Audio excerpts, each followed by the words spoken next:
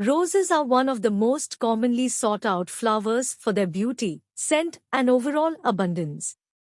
If you are thinking of starting a rose garden, or if you already have one of your own and are looking for a few extra tips on how to make rose plants flower more, you are in the right place. Follow these 17 tips, from feeding to pruning, to make your rose garden really blossoms. 1. Banana peels. Due to the fact that bananas contain phosphorus, using banana peels in your rose garden will help with blooming. You can chop up some banana peels and bury them beneath the rose leaves but away from the stem. Another way to use banana peels is to pulverize them into a blender, add water if needed, and allow it to sit for approximately 15 minutes. After the solution has been left to sit, you can apply it directly to the soil beneath a rose. 2. Alfalfa. Using alfalfa in your rose garden is a great way to provide an extra dose of nutrition. You can choose between alfalfa meal or pellets and add them directly into the soil using either 1 cup for each large rose bush or a half cup for smaller bushes. Another option is to brew some alfalfa tea by soaking the meal or pellets in water and adding it to the soil. 3. Feed flowers. At least 3 fertilizer applications is needed for roses that bloom throughout the growing season. The first application should be done when the plants break out of winter, then 2 more in mid-June and July to keep the flowers growing. Use a balanced fertilizer and other mulches, such as compost or rotted manure, to help roses get additional nutrients. 4. Water. All plants need some amount of water to grow. Check the soil to see if it is moist and consider the weather conditions recently. Apply water directly to the soil using a soaker hose or through drip irrigation if the soil seems too dry. 5. Regular pruning. This is something that should be done in early spring and will help to continue to produce flowers throughout the season. First, pull off all the leaves and use your pruning shears to trim the horizontal canes that are growing into the center of the plant, around, or anything crossing the plant. This will allow an open center and decrease friction of the branches and blooms. Next, remove any branches that are diseased or dead. Cut back the vertical canes to an outward-facing bud, making the cut about a ½ inch above that bud at a 45-degree angle and away from the bud. 6. Turmeric powder. There is some evidence to suggest that turmeric powder may have some protective properties against certain plant diseases, including dieback. Dieback is a fungal disease that can affect roses, causing branches to die off and reducing the plant's overall health and productivity. To use turmeric powder as a natural remedy for dieback in roses, you can mix a small amount of the powder with water to create a paste or solution. You can then apply this solution to the affected parts of the plant, being careful to avoid getting it on the leaves or flowers. Apply it immediately after pruning the plant. 7. Regular inspections.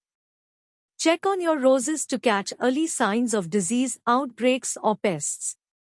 This will allow for your roses to have much higher longevity. 8. Mulch. Add coarse, organic mulch around your roses in about a 2 to 3 inch layer. The coarseness of the mulch helps to reduce disease on the leaves of the roses since it decreases the amount of water that splashes onto them. 9. Soil. Plant roses in a soil that allows drainage. If there is poor drainage, it will drown your roses and allow little to no breathing room. Mix organic matter such as compost with excavated soil to use as backfill for the planting hole.